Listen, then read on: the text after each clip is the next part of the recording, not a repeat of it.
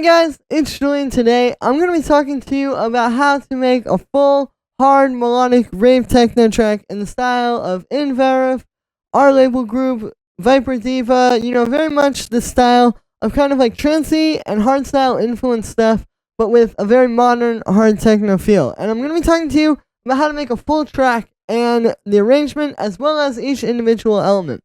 Now to go along with this video, I have this whole template, literally the full track, available right at the top of the description on my Bandcamp. You can also hear the full arrangement there because it was only a little preview and the intro. But yeah, you can hear the full track as well as get this full project file and the samples and MIDI presets, everything like that, so you can follow along and also just use this as a template to make some dope tracks. It's available at the top of the description. And yeah, let's get started. So, the first thing I'll talk about here is the lead.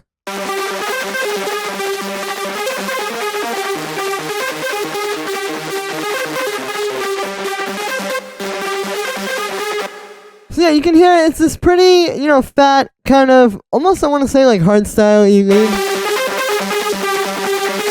So for the MIDI, it's pretty simple. What's happening here is we have this melody up here, this like...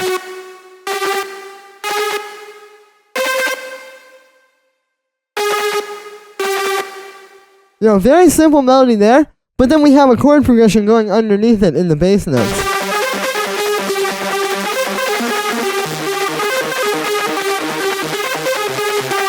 So if you want to really get the proper feel with this type of track, that's what you want to do, is start with a really simple melody line up, and then you can write the chord progression around that, and you can hear, obviously, like we have our bass.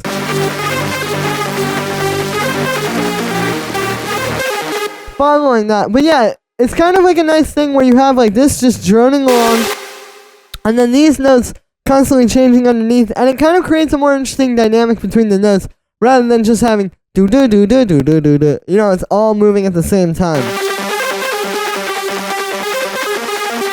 And also, I recommend you keep it kind of simple, too. Like, up here, no more than 2 or 3 notes.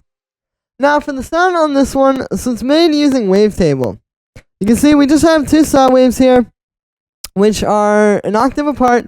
The second one's detuned, and we've also got a bit of pulse width modulation as well as some sync. You can see I actually have an LFO on that. And then we have that going into a low-pass filter, which has a little bit of an envelope on it. And you can see there is actually filter automation pretty much through the entire thing.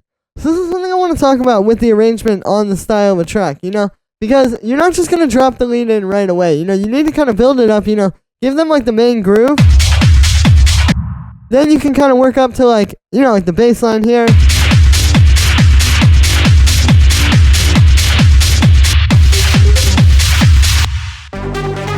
And we can kind of bring the lead in over time. And that's really what this low-pass filter serves to do, because you can get like, you can start there, but then you can get all the way up to there as well.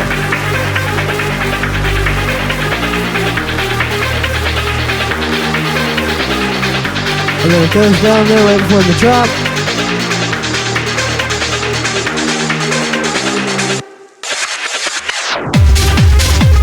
And then it's right back opened up. So it makes this a very dynamic sound. It's important to play with that throughout the track. And you even see over here, I actually just kind of have it at a lower point like that because it's the outro. And also, while we're talking about the arrangement of this lead, you can see this over here. It's just part of the lead. I just took like that, those first few notes, and just took just those. And then like it repeats every 4 bars essentially. Just kind of like a nice way to bring it in, so you're not just doing that full, like super intense lead line right at the start. We can kind of tease it. And you can get used to hearing it. So then, once we get to this, it makes a lot more sense. Now, after the wavetable here, you can see we have this audio effect track. So this is just some multi-band distortion. I've been doing this a lot on the channel recently. It's just a really great way to create your own kind of more interesting textured leads. So I'll turn this off. I'll play the lead on its own too.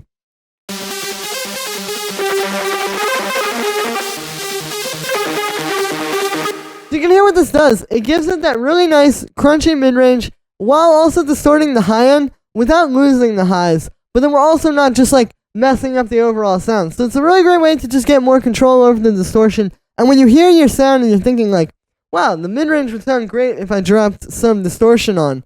well, just do it on the mid-range. You know, there's no reason why you have to just drop distortion on the whole lead at once. And this is really easy to do because we just have an audio effect rack here. We got our highs, our mids, just going through some hard curve saturation. And then the lows. And you usually don't do anything to the lows because you want to just kind of keep those intact. But yeah, it's just going to create a much fatter lead than like if you just take an overdrive and just drop it on the whole thing at once.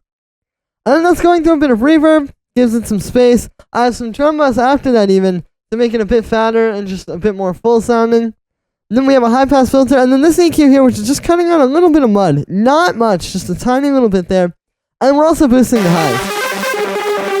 So there's about that. And then with it, just kind of brings the lead out a little bit more. And yeah, then we have the bass.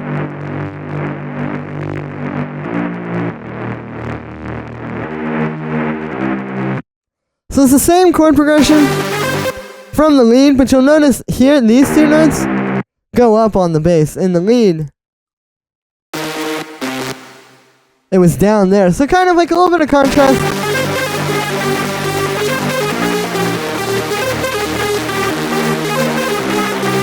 Where you hear the bass going up while the lead goes lower.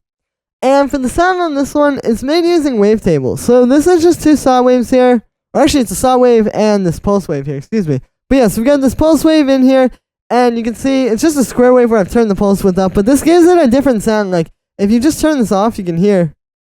Like, okay, it's a fat saw wave. But bringing in that pulse wave just gives us something that you can't get with just the saw wave, and it makes it just feel really, really fat. And then we have that going into a low pass filter, which is being automated throughout the entire track. Just like with the lead, so just like really keeping things dynamic here. You can see the end here too, I just took that root note. We're just creating like that long bass note that's filtering down. And yeah, then we just have the amp envelope like this. You can see I have a bit of unison as well, it's on the classic setting. And then we have another multiband distortion. So yeah, really great on your leads and your like respace sounds like this. There's the highs. There's the mid-range. I like using the amp on the mid-range for these. And then we keep the lows intact. And here's without that. So you can hear it's actually kind of a different sound, and then you turn it on. And you get that nice crunchy respace. Then we have this high-pass filter, which is basically just kind of cutting out the low end so that this won't get in the way of the rumble kick. But then in the break here, when there's no kick playing, it goes down. So really subtle stuff, but just kind of like automating that so that you get like... There's no low end in the bass here. It's not going to get away the rumble. And then it comes back in here.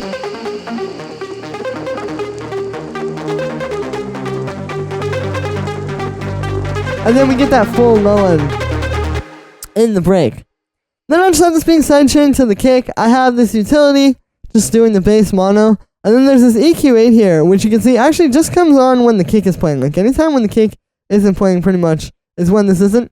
But this is just here to cut out 100 Hz because typically that frequency range can have a little bit of messy stuff that can get in the way of the kick and also just create some mud in your mix. So that's just cleaning that up. And yeah, then we have the pad.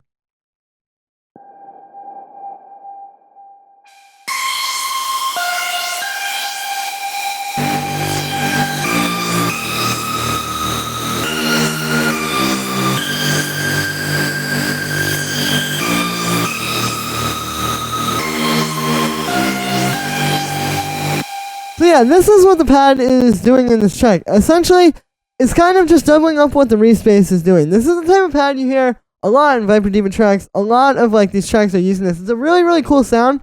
And what makes it really cool is not just the sound, but the fact that it's playing with the respace. You can hear every time the respace changes notes. This changes notes. And it's always notes that kind of sound really good with the note that's being played in the bass line. Like, it's not just a random note. It's a note that accentuates the feeling that the bass line is creating. And this just creates this really, really cool feel. Because now we have two things working together rather than two things that are contrasting and fighting for space that we have to try to make work. This way, we're just making these things, fit properly together right off the bat. And we're in the key of G minor, so all you have to do to write this is just use the G minor scale. None of these notes are outside the G minor scale. There's certain voicings that you do want to play with, like this little movement here where we go.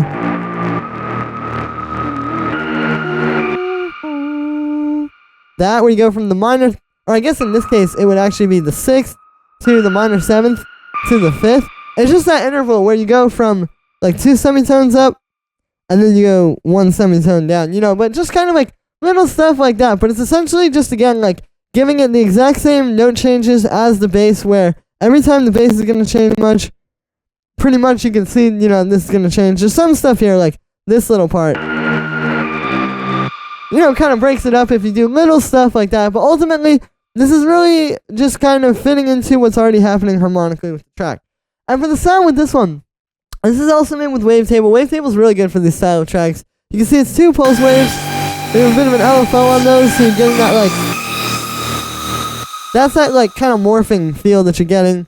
The low pass isn't doing anything, and then we just have this noise unison. So this is going to really give you that, kind of crazy unison sound. Like, if I put it on classic, it's not really the same thing. So the noise unison is really, really good for this. And then we just have some reverb, a bit of drum bus, fattening it up, a high pass filter, side chaining it to the kick, and then this low pass, which just brings it in and out.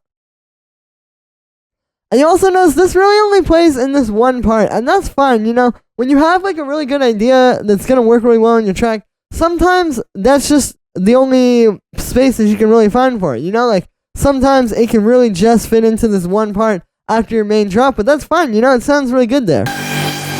It's a really nice break from the lead that you've been hearing the whole track, so I'm not really too concerned with trying to find other places in the track for this to fit in. It's fine just being there. Then we have the Ambient 303, which sounds like this.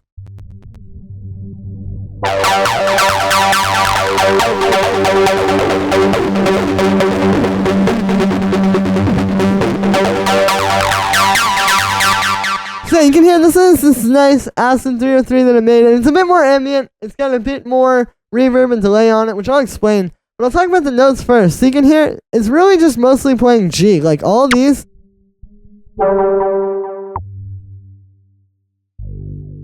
Those are all just G across 3 different octaves, and then it just slides up to this A sharp here. So that's just in the G minor chord.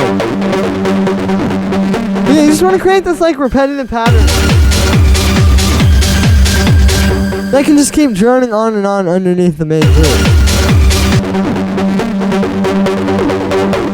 So for the sound, this one may seem complicated, but it's actually not that crazy. It's a pretty standard 303. So what we have here is we have a saw wave going into a bandpass filter, which has a sine shaper on it. So already we're getting a little bit of distortion happening. We have a high resonance, and we also have an envelope, which is at kind of a lower percent. You don't want to use too much envelope because the 303 is bouncing around. You can see we have tons of automation on that filter. Like, it's literally just moving the whole way through.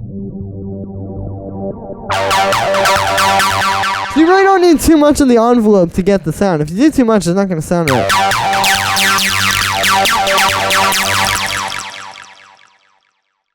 Then we have that all going into this amp here. Just about that. And then with you can hear, that really gives you that crunchy modern 303 sound. We have this echo as well as some reverb, so that's giving it the space. Like I said, it's pretty good amount of ambient happening with this. But it's because it's meant to be kind of more dreamy and just kind of going on and on in the background. Then we have the saturator, which you can see is on the wave shaper, so we're just using this. Here's without it. And then with it.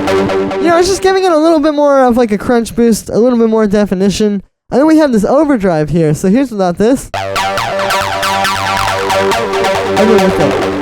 So again, just a little bit more of a crunch boost, a little bit more of that fat, modern sound of the 303. And then finally, I just have a compressor to sidechain this to the kick. I have a low pass filter which brings it in and out because we still want it to kind of fade in like that. Like if you get rid of this, it comes in a little bit too abruptly. And then finally just this EQ8, which just cuts out a little bit of muddy frequencies that could get in the way of the kick. And that's it for the Snare 3. And that's also going to be it for the synths. So that's something to keep in mind. We only really have 4 synths in this track. That's all that you really need, you know? You don't need to have like 10 different layers of synths. You just need like a really good lead, really good bass line. And you don't even always need that either, but it just worked really well on this track. You know, and then some kind of maybe like 1 or 2 synths to add to that, like the pad, and then this droning ambient 303. And that's really all you're going to need, you know, across this whole track arrangement. We don't need a new synth coming in every 3 seconds. Then we have the rumble kick. So this is being made with just 2 layers, pretty standard rumble kick. I have my kick, you know, nice ravey 909 style kick, very 90s. And then we have the rumble, which is playing that same MIDI, just that dum dum dum. But then we're putting it through some reverb, which a big key to this is turning the size down and also turning the diffuse up, because if you don't do that, it's gonna be a bit soft. But then when we set that, you can hear all of a sudden we get a lot more fullness to the reverb, and it's just going to feel a lot fatter. And it seems subtle, but this is a big part of your track. So if you can do something to make it a little bit more full and a little bit fatter sounding, you know, it's going to go a long way. And then that's just going through an amp to make it a bit fatter and more rumbly, and then it's being low pass. And that's how you get the rumble. And also just have it being converted to mono, even though technically the amp is converting it to mono. And then this is also being sidechained to the dry kick. And then we just have this going through a bit of saturation together. Here's without that. And with it, just kind of glues these, you know, gives them a bit more fatness and fullness together. And then also we have this EQ8 here, which is cutting at 20 hertz. And that's just because a lot of frequencies, so we can only hear 20 hertz and above. The range of human hearing is between 20 hertz and 20 kilohertz. So we can't really hear any of these frequencies below 20 hertz. But you can feel them, especially when you're making something like this. It's going to be played, you know, on a huge club system in a rave. You're not going to even hear those frequencies, but you're going to feel them rumbling the ground, and it's just going to feel really off. And then you're going to go into the next track, and it's going to feel normal again. So we just cut that to make sure that we don't have these weird rumbling things going on in the low end. But obviously, we still have all the low end in there. And yeah, that's it for the kick. Then we have this rave loop, which just plays during the break, and then it does those little reverses.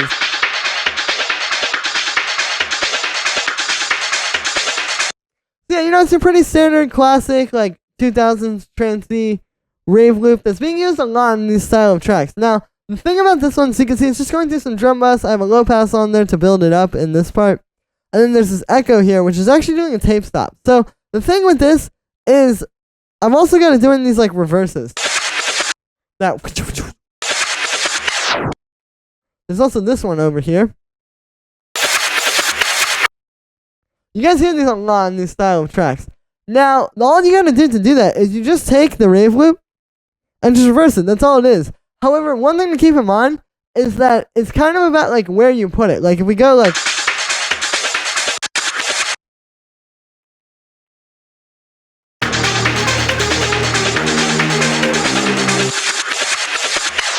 you know, it's not quite the same as if you give it that little quarter note of space. Then it's so much more impactful. So a little quarter note like that can make a big difference.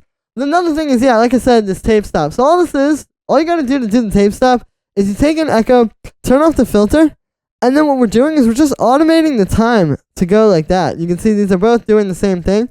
And then when that goes down like that, we just make it completely wet. So it goes like, and if you don't make it completely wet, like if you don't automate it, you just keep it wet, then you just get that on and on. So that's pretty much how you do the tape stop. That's also how you do those reverses. These are used in like a lot of these tracks, and it's not that hard. It's just this loop, and then you're just reversing it. And then again, it's all about where you place it, and using it sparingly. You know, it only happens twice in the track, and also just kind of like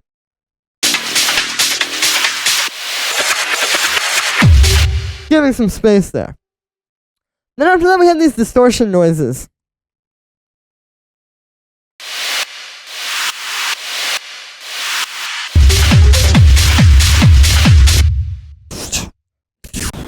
All that kind of stuff. These are things, you hear these in a lot of these tracks. And the way that I made these, you can make them in a lot of different ways. I made these using 2 effects that I created. These are from my definitive track effects, volume 1 sample pack. So it's just these two simple sounds. I'll show you. Just like almost any effect will work. You just want to have a little bit of noise to it or something like that. It can't be too rumbly. And then we just put these in a drum rack, and then we're doing the pattern with it. And then it's just going through some reverb, and then an amp. And that's what kind of gives it that like really crunchy, messed up kind of texture. Is the distorted reverb on top of already pretty like crispy sounds. So we got that. And then we're going into this auto pan here, which is just doing quarter notes, so it's making it sound like it's being sidechained to the kick. And then the only other thing there, you can hear that's really powerful when you play just this with the kick. Like that's what you want. It's like that kind of atmosphere. That's what this is adding. And then we just have a low pass filter which brings us in and out, and then a high pass filter. And the only other thing with this one is really just like the arrangement. You notice it plays all the way through this intro, kind of like the A part of the track, and then it drops out in the break. And since this part, the C part, has so many things happening, or at least like already has enough happening, we don't even have it come in there until like at the very end.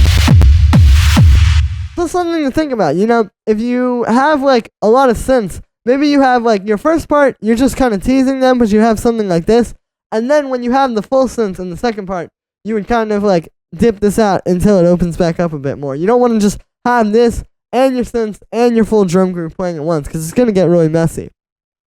Then we just have the percussion.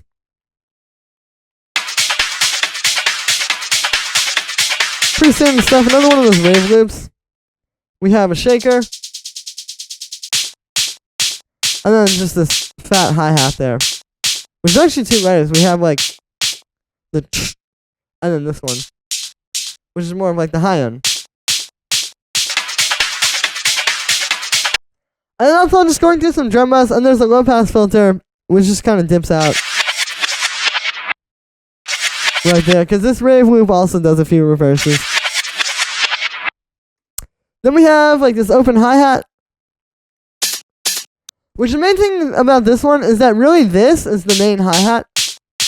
But you'll notice that this open hi-hat just comes in like almost like just to add a new element, or like a new like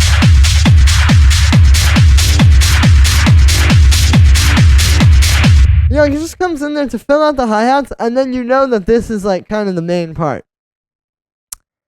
And that's just going through some saturation and a high pass filter. Then we have this ride, which just comes in that one part. We've got it going through this echo here, which gives it a bit of stereo width. Here's without it. And then with it, I also have it being low pass just a little bit, just to get rid of like those bright highs. Because if you have like those like frequencies in your ride, it's not gonna really feel very like crunchy and like, you know, hard techno. Like if I turn this off, all of a sudden it's way too pristine.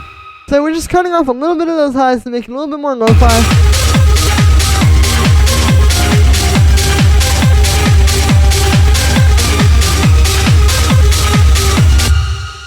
And yeah, then the last thing down here is just this reverse. It's like a nice effect. You know, the key here is really just choosing one that is going to be very nice and like transition your stuff, but it's more atmospheric. It's not just like a crazy riser, you know, just having that more atmospheric reverse. And it only happens twice in the track. That's all you really need. And the last thing down here, the real last thing, is just the vinyl noise. So this is just adding some nice atmosphere.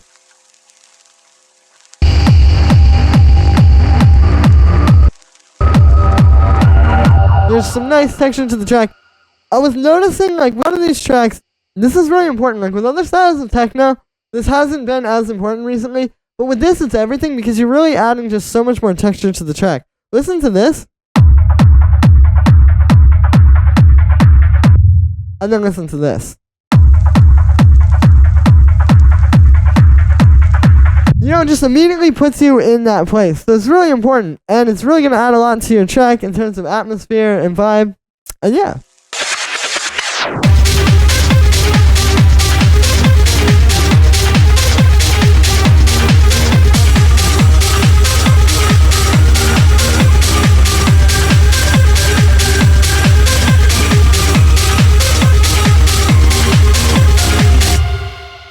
it for this one, guys. I hope you enjoyed. As always, make sure to like this video as well as subscribe. And let me know what you think of this video in the comments. This is definitely the longest video I've done in a while. As usual, you can get this full template. Everything I showed you in this video, all the individual sounds, as well as all the MIDI and presets and everything like that, as well as the full project file, is available right at the top of the description. You can also hear the full track arrangement there, like I said. And yeah, thanks again, everybody, for all the support. Every single purchase on these sample packs really helps keep me going, so I can keep bringing you guys new videos. And yeah, thank you so much, guys, and I will see you tomorrow with another video.